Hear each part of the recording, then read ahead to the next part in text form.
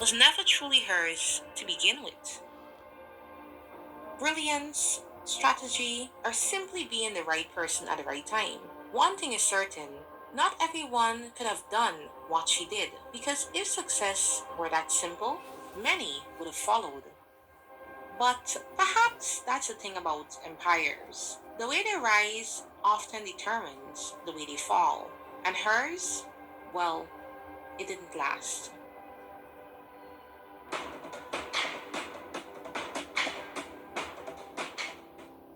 The year is 1900.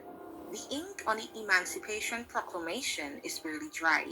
35 years may seem like a lifetime, but for Black Americans, it's the blink of an eye. Yes, although technically free, the system is airtight. Segregation, poverty, and violence excluded this population from wealth. And in a country where money means power, Black women have the least of both. They are the lowest paid, the most overlooked, and the last people any business would think to sell to. After all, how do you build an empire targeting the poorest group in America? With using current trends as the point of reference, well, you may be able to guess it. It had everything to do with our hair. In just 10 years, Madam C.J. Walker did the unthinkable. She built a fortune selling a product to women the world ignored. She didn't just become a millionaire, she created a movement. She gave thousands of women the chance to gain something rare in those days, financial independence. But you see, although the story sounds like a fairy tale, it truly embodies duality, a tale of inconceivable success and a fortune that vanished in just one generation. How? Well, let's get into it. This is the story of Madam C.J. Walker, the first self made female millionaire in America. Before the wealth, before the empire, before the name Madam C.J. Walker, there was only Sarah Breedlove. Born in 1867, just 2 years after the Civil War, she entered into a world where freedom was just an abstract idea. Her parents, Owen and Minerva Breedlove, had once been enslaved, now sharecroppers in Delta, Louisiana. They worked the same land they were once bound to, free but still trapped in poverty. For black families in the South, survival wasn't guaranteed. And for Sarah, it didn't take long for the world to test her resilience. By age 7, Sarah was alone. Her parents were gone, and being the youngest of six siblings, it's likely that their passing affected her the most. Some say it was the yellow fever, an epidemic that swept through the South. Others believe that it was exhaustion and malnutrition, or simply the brutal conditions of being black and poor post slavery in America. With no inheritance, no safety net, no protection, Sarah had no choice but to go live with her older sister and her husband in Vicksburg, Mississippi. But according to some accounts, this was not a safe home. Her brother in law, abusive, controlling, and for Sarah, the only escape was marriage. At age 14, Sarah became Mistress Moses McWilliams, and at age 17, she gave birth to her first and only child, Lilia McWilliams, later known as Lilia Walker. And then, just 3 years later, another loss. At 20 years old, Sarah was a widow, a single black woman in the late 1800s. No money, no inheritance, no education. Society had already decided her fate. A lifetime of labor, a future of struggle. But Sarah, she refused to accept that. With nothing but a child on her hip, Sarah makes a choice. She leaves Mississippi and moves to St. Louis, Missouri, where her brothers work as barbers. In pursuit of work, of which there were very few options, the most likely being laundry work, scrubbing, washing, folding, this is who Sarah becomes, a washerwoman, one of the lowest paid, most grueling jobs available. She bends over steaming hot water, scrubbing the clothes of white families until her hands would crack and bleed. Her pay? $1.50 per day. Hmm. Although these conditions were less than ideal, I would argue that it's probably these circumstances that caused her to develop a mindset that ultimately led her to the position that she got. At church, she meets various niche groups of educated black women and men, people who were successful, who had money, and there is perhaps where she began to wonder if they could have more, then why couldn't she? As fate would have it, this is precisely where everything changes. It starts small, itching, burning, irritation, then clumps of hair begin to fall. For black women in the early 1900s, this wasn't about vanity, it was about presentability, allowing them easier assimilation into post slavery society. After all, straight, neatly styled hair was seen as orderly. Some say Sarah's hair loss was due to stress, malnutrition, and harsh working conditions. Others believe that it was years of using lye based soaps, paired with unsanitary hair care practices. Whatever the reason, she was losing hair, and she was desperate to fix it. That's when she meets Miss Annie Turnbull Malone. Now, in the world of black hair care, Annie Turnbull Malone was already a name. She was essentially the OG in this game, at least if we're speaking about commercial hair care products. She had developed a hair growth treatment that worked for black women, something no one else in the industry had done. She sold her products directly to black women, trained them to sell for her, and built a network of sales agents. Her method was revolutionary, and Sarah, well, she wasn't just one of her customers who knew that Annie's products were tested and true. She became one of Annie's agents, selling Malone's products to women across St. Louis. And then something strange happened. She left. Shortly after working for Annie, within her first year, Sarah moves to Denver, Colorado, and suddenly she has her own hair care brand. Not Annie Malone's brand, but her own. Now, this is where things get a bit murky and inferences are drawn, because many ask, how does a woman with no experience in business or product formulation suddenly create a successful hair growth solution? Some say Sarah copied Miss Malone's formula, taking what she learned as an agent and rebranding it as her own. Others argue that while she may have been inspired by Malone's products, she developed her own version through trial and error, modifying the ingredients, changing the method, and making it unique. Some reports state that after her migration to Denver, she worked as a cook for a pharmacist where she learned chemistry and developed an ointment that healed scalp ailments. The truth? Well, it depends on who you ask. But what we do know is this: Sarah just doesn't start selling hair care products. She rebrands herself. She's now married and she becomes Madam CJ Walker, taking the name of her new husband and using it to create a business identity that sounded powerful and commanded respect. Now, this was definitely a power move, and probably one of the first instances of successful personal branding. Here, she claims her own formula, her own method, and her own legacy. And soon, she outshines the very woman that she worked for. The year is now 1906. In Denver, Colorado, Madam C.J. Walker isn't a household name yet. She isn't a millionaire. She isn't a business mogul. She's a woman with a product and a dream big enough to change the world. But to get there, she has to prove that her formula works. After multiple trial and error, studying and experimenting, she finally had it. She finally had the product and the perfect way to brand it. She called it Madame Walker's Wonderful Hair Grower.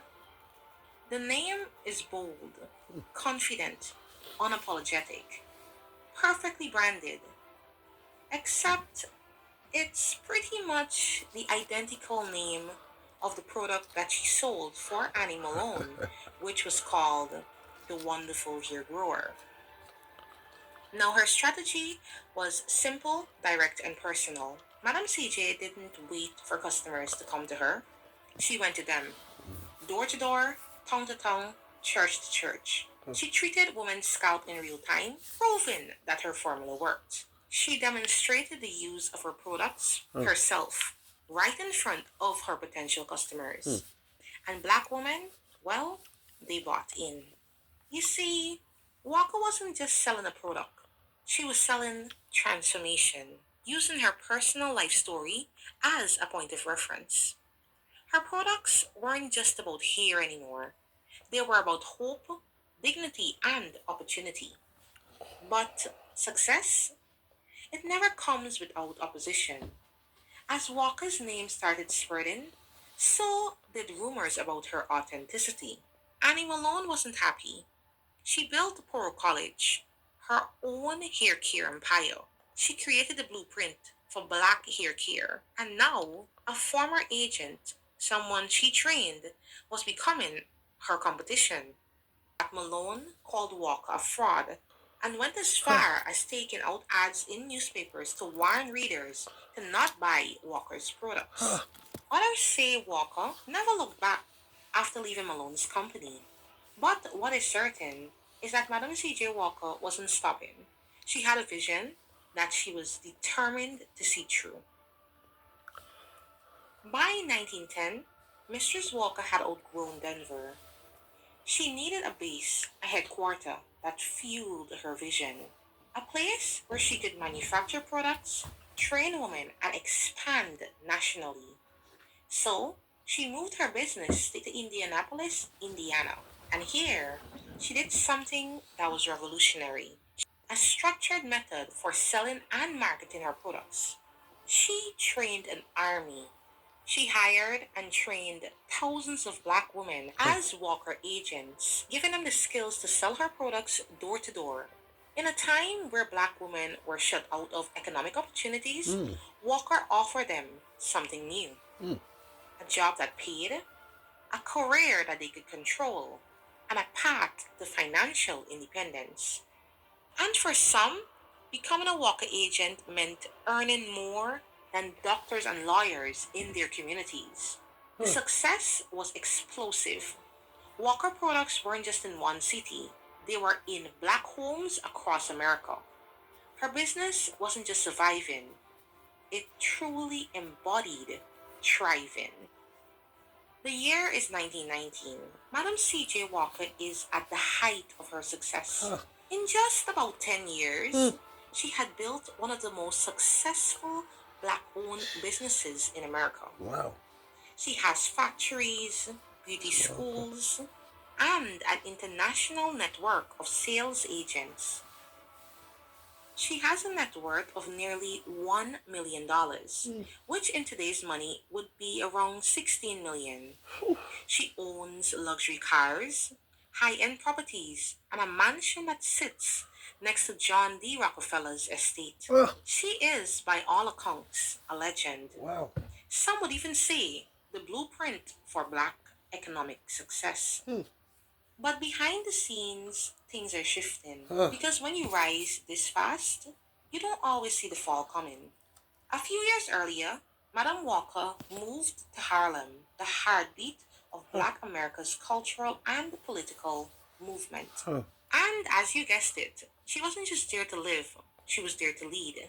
Walker became a philanthropist, public speaker, and a major donor to civil rights organizations. She donated to the NAACP, anti lynching campaigns, and black colleges. She was no longer a businesswoman, she was a symbol. But while life in Harlem was at an all time high, her body, it was breaking down. Madame C.J. Walker was always on the move. She traveled constantly, gave speeches, she pushed herself, expanding her empire at an impossible year. Some believed that it was a combination of stress and overworking, while others believed that she was suffering from hypertension and kidney disease long before she acknowledged it. Whatever the cause, by early 1919, It was clear she was getting weaker herself. Because how do you slow down when you spent your whole life running? And then on May the 25th, 1919, her body gave out. Madam C.J. Walker died of kidney failure. She was just 51 years old. Black hair, our hair story. The history behind all elaborate designs and hairstyles originated in different ethnic groups in Africa.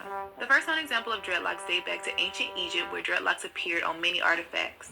Ancient Egyptians with dreadlocks have also been recovered from archaeological sites. Socially, hair grooming played a significant part in status and identity in African tribes.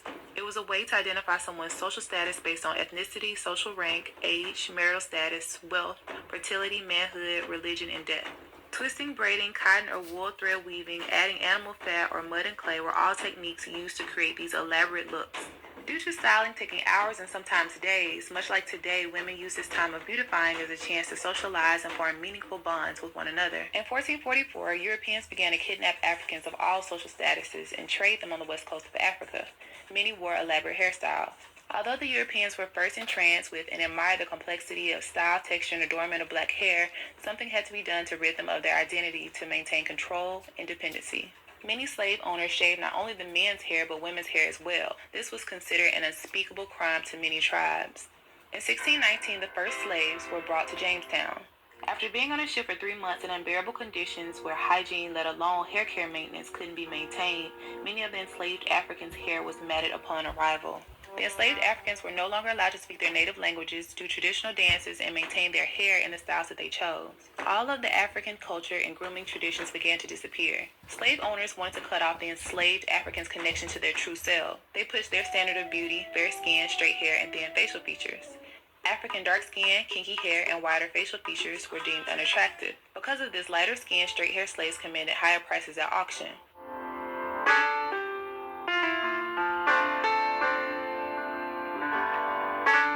Due to brainwashing and internalizing color consciousness, many blacks promoted the idea that dark skin and kinky hair were less attractive and worth less.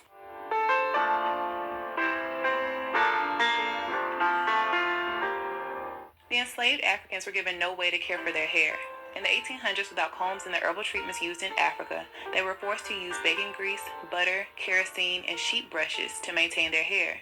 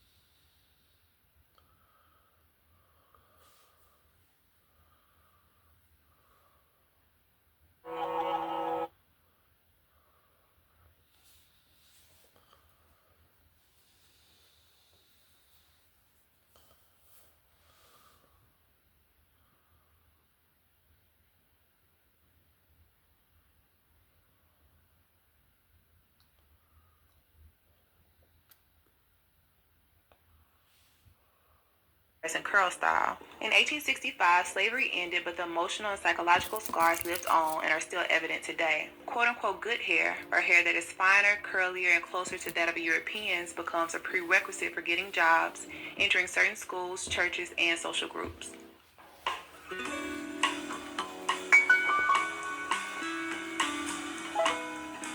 In the 1920s, Marcus Garvey, a black nationalist, urged his followers to embrace their natural hair and reclaim their African aesthetic.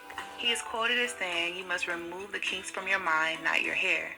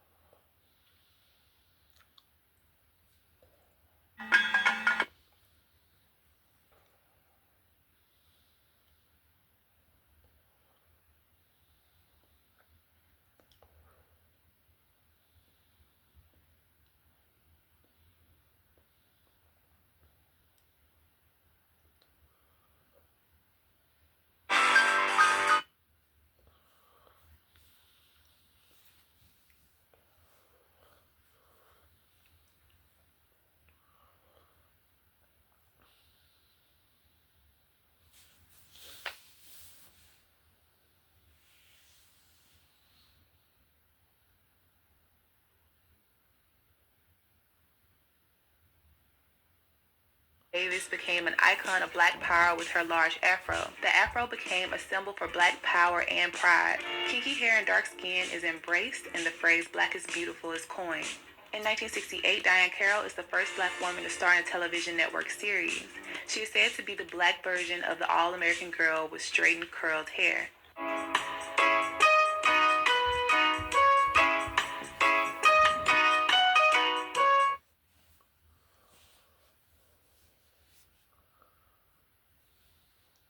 ABC affiliate in New York for wearing her hair in an afro. This caused a great deal of controversy. In 1977, the Jerry curl exploded on the black hair scene. It was deemed a curly perm for blacks, and the style lasted through the 1980s. In the 1990s, Essence magazine declares sisters love the weave, but natural styles on locks are starting to become more accepted as well.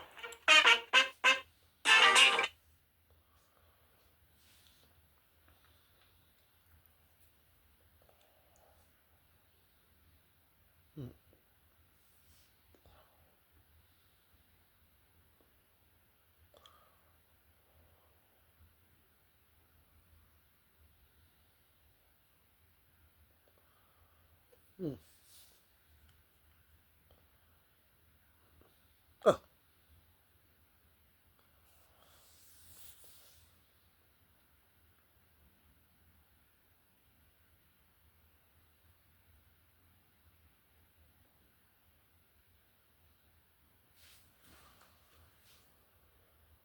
Advertisements, movies, and music videos, our icons are typically lusciously locked. Long, flowing hair has been a powerful marker of being a woman. But that's not how Afro-textured hair grows. Our hair generally grows upward and is tightly coiled, like this and like this. So what does our world tell us about Afro hair? Black students at the prestigious Pretoria High School for Girls protested a clause that banned wide cornrows, braids, and dreadlocks. There's an online petition demanding that Beyonce and Jay-Z do something about their daughter Blue Ivy's hair. One commentator said, quote, no child whose mom spends thousands on her hair monthly should live life looking like a sheep. Right now, school administrators say the girl's hair is a problem and it needs to be straightened or she'll get kicked out. But her mom doesn't understand how her hair looking like this is wrong. Mystic Valley Regional Charter School says the two sophomore students' hair extensions violates its dress code. So they're being disciplined with detention and are prohibited from taking part in extracurricular activities. Mainstream beauty doesn't have black women in mind. Instead, black women with Afro hair are expected to conform to an aesthetic that values straight hair. That desire for straight hair is a construct that started during colonization. Let me explain.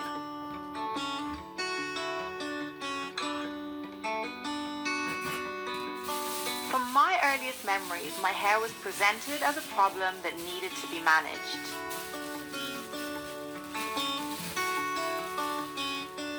The concept of leaving my hair the way it grew from my head was crazy to me. From weaves to extensions, jerry curls, curly perms, straight perms, and straighteners, my hair was hidden. It was misunderstood, it was damaged, it was broken, and it was completely unloved. That's not surprising. I never saw anybody with hair like mine. Afro-textured hair was, and in many places is, stigmatized to the point of taboo. But it wasn't always this way.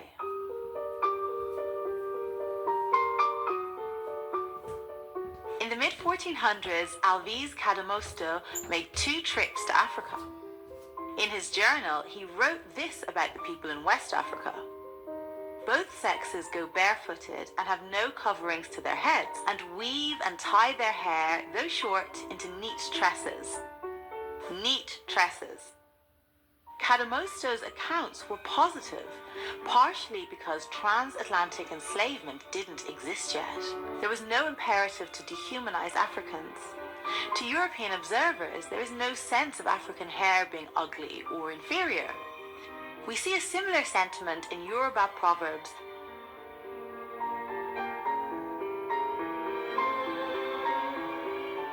And the Mende described beautiful hair with the word potongo, which means it is much, abundant, plentiful. In reference to hair, the root word poto means long and thick.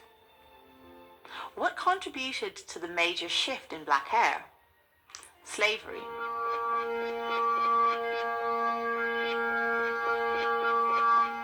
During slavery, the hair of black people was compared to animals.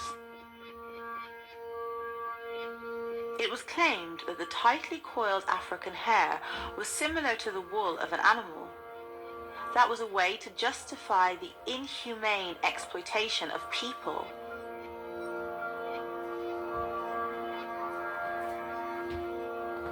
During slavery, a hierarchy emerged where there was a status attached to having more European features. Those with these features, including looser textured hair, while still denied access to basic human rights, sometimes had more opportunity.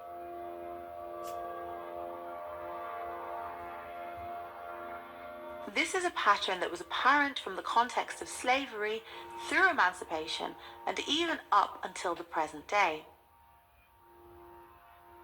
Slavery was abolished in 1865, but the stigma around black hair was not. After slavery, chemical hair straightening products for black people gained popularity. It was seen as one of the few avenues that could provide financial empowerment to black women at a time when those opportunities were practically non-existent.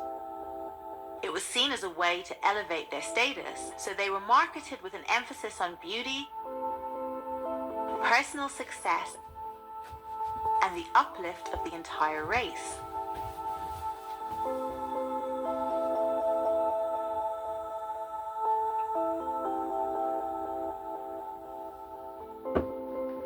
It led people to believe that their black hair wasn't beautiful the way it was.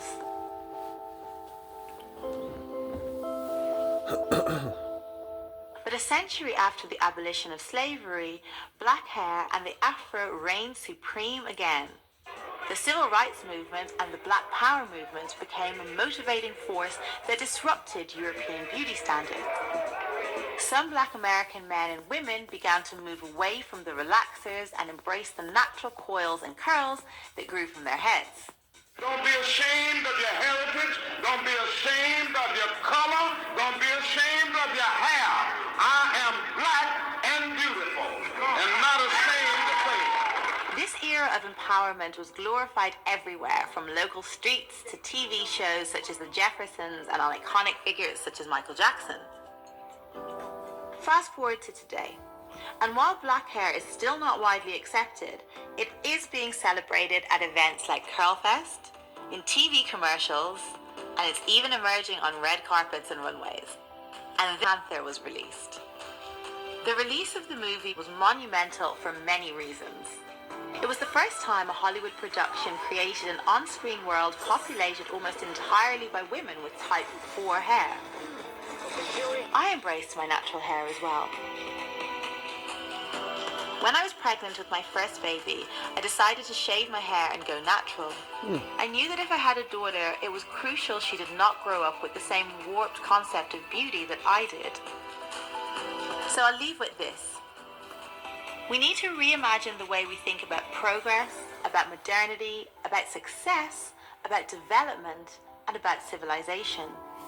We need to think about the way we frame demands for inclusion and representation, and seriously rethink the way we attribute, or more often do not attribute, value to indigenous knowledge systems. And yes, we need to reject many of the beauty standards we subscribe to, those that privilege lighter skin, thinner noses, or good hair. One of the easiest ways to demonstrate our nascent freedom: wear our natural hair. So California is officially based on natural hairstyle. California became the first state to pass the Crown Act in 2019, aiming to ban race-based hair discrimination, and 6 other states followed suit. The natural hair movement is more than hair. It is a lifestyle. It is learning to be comfortable in the skin that you're in. has roots in Africa, while the remaining has roots in Native American tribes and Europe. This is often backed by genetic studies that reveal that African Americans have 73.2% African DNA, 24% European DNA, and 0.8% Native American DNA. This makes everyone believe that they are majorly descendants of black slaves. But what if we tell you that it's wrong? You have been intentionally told so. In fact, studies reveal that about 98% of African Americans have Native American roots. So, why were you lied to and what do they want to hide? Let's find that out in this video. The word that tens of millions of native black Americans, or rather Indians, used to live before Christopher Columbus came to America. However, immediately after 1492, all of them disappeared. But where did they all go? Well, many were shipped to Europe and Africa as Indian slaves. That's when we realized that the story we have been taught about the slave trade is actually backward. Instead of a massive influx of Africans to America, black Indians were transported from America to Europe. From there, they were sent from Spain to Africa as commodities in exchange for African resources. These black Indians, now mistakenly identified as African Americans, were later shipped back to America and labeled as African slaves. This crucial part of our history is often neglected in school curriculums. Every European nation that colonized North America exploited Indian slaves for construction, plantations, and mining. These slaves were frequently sent to outposts in the Caribbean and Europe.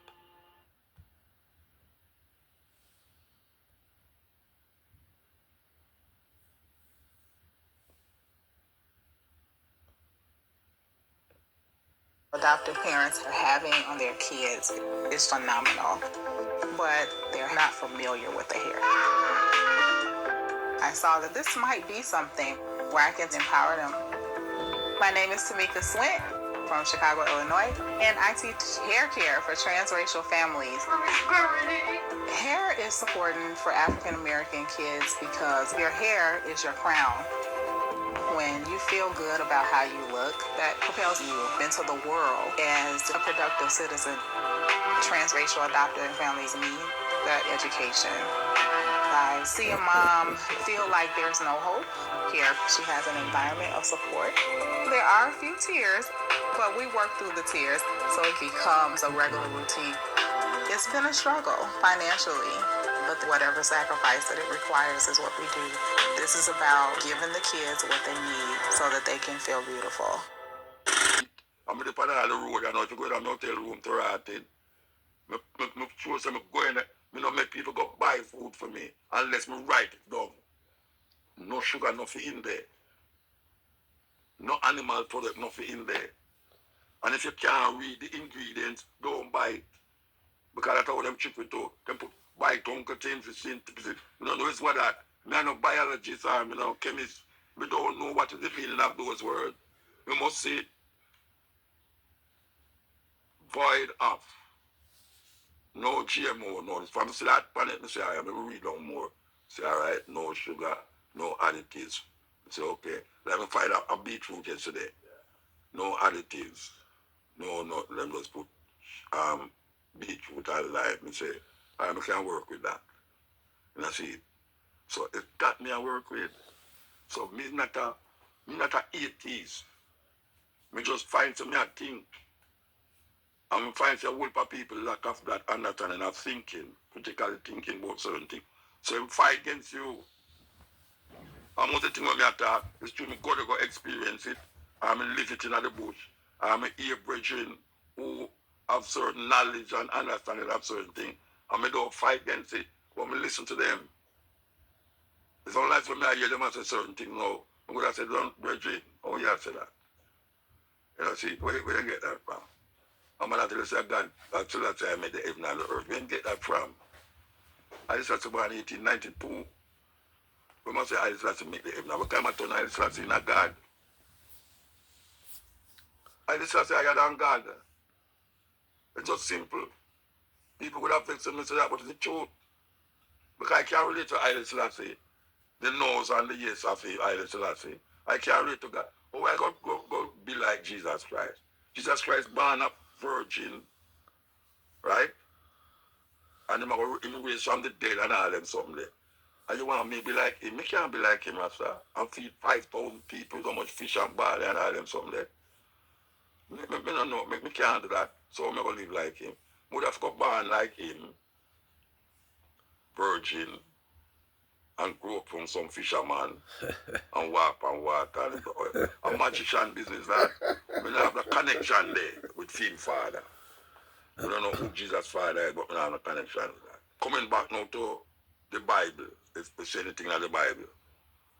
Him say, when you see I see the father, because the father and the son is one. And I say, well, we can't see that. So I have to go no further for a hear that. You know, see it. When we hear certain man put a certain word in the Bible, we can't say it again. Because I understand what him say. It's something Muda say. You know, see it. But when me hear a man actually say the earth make 6 days, I say, what you talking about? In 6 days, God make them on the earth and 7 days rest. I'm tired. Oh, God, I was tired. Adam and Eve and man, you know, whole world get covered with water and 6 people in the ark. And we can't say them something that's literal something. Come tell me, give me it in a figurative language. Show me it a different way. What does that mean in my life, in the context of my life? Then I will say, yeah, well, it's a story. But you have to say, literally, a man build a wooden boat. You know, them days, they never have no welding or no nothing. And they build a boat. And you have every animal in that boat. Across the world. Like kangaroo. Kangaroo, they Australians get the kangaroo there. To go way up no Sinai and all them way there. And I say, all them giraffe there. One window and one door. A 500-foot boat. It's joke business. And me come from Am and all them something there.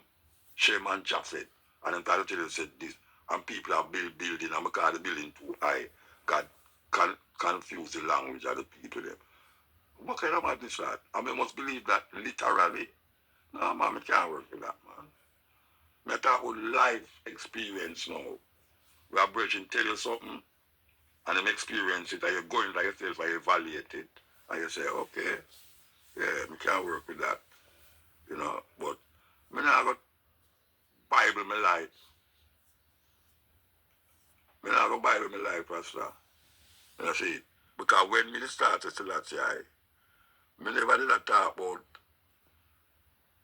I just was a Christian. I never come up that way there. And I come to say, my reality show me, say, in being a Christian, don't stop me from experience. When me say I say, what me do? Kind of experience me I talk about, you know. It's a cultural expression. I say a lot. Yet some man, him see a picture and paint on a lot when I say. Getting a false interpretation and consciousness. Me know say I say no lax. You know say, but that is not what is causing me to continue to say I say. Just because I know say him adhere to Christianity, it's not that cause me to continue to say I say. Because there's something that I did in Ethiopia, politically, that you have to really think about it. Yeah.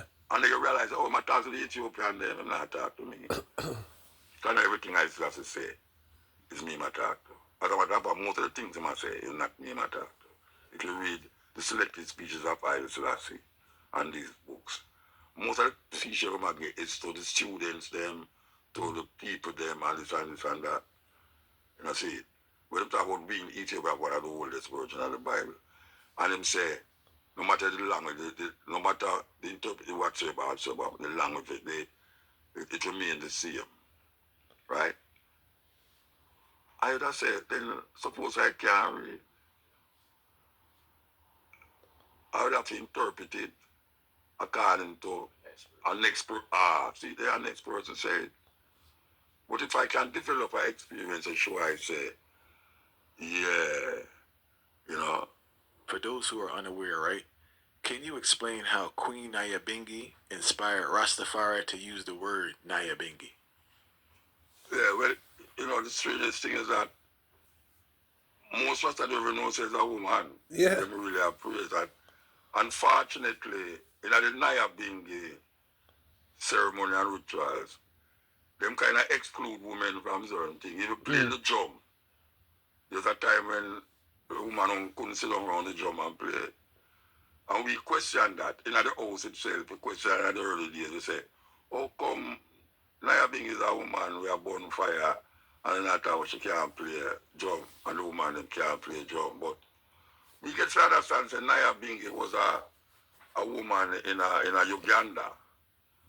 And at that time, a whole heap of African states used to really have rebellion against the British in them country. You talk about Tanzania, Kenya, and all these places. They used to have a direct war against the British, and this queen did rise up in that way, and she used certain rituals to really deal with it. And one of the rituals them we are told was like the drums and the fire, the blazing of the fire, where them chant around the fire. And as a matter of fact, you have a whole heap of indigenous people who do that. And the Native Americans, them do it too. Them beat drum, chant around the fire and burn the British and things. So that was no different in a Uganda. And she was like a queen. She was like a leader. She lead the people, them Nyabingi, where I can talk about Nzinga and a lot of other female rise up in Africa. But the Rasta man see this queen, that was the first one them recognized in Africa. And they kind of use that now to propel the Nyabingi order.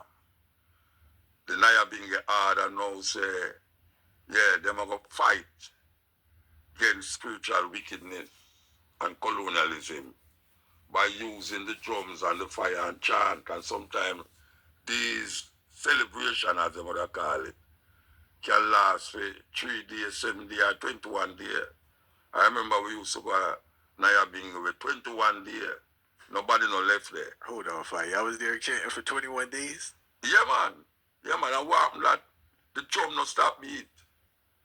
The drum no stop because it a chant the whole time. And if some man tired, some man get up and go there. And the fire, you have your fireman, them go chop down man tree and bring the tree and show that the fire. Anywhere they will log out there, anywhere the wood there, them go there, go blaze up fire and police. That time never have no building and them something. The man used to plant food just to go at the Nyabingi. Because we never have no selling and all them things there. Man chant, bring food, and then them have one kitchen where you have certain man will cook, and then everyone eat, and the chant, even though that I go on, the chanting still a stay, and man a bonfire, and man a chant and a beat drum and them things, and that go on for days. And I want to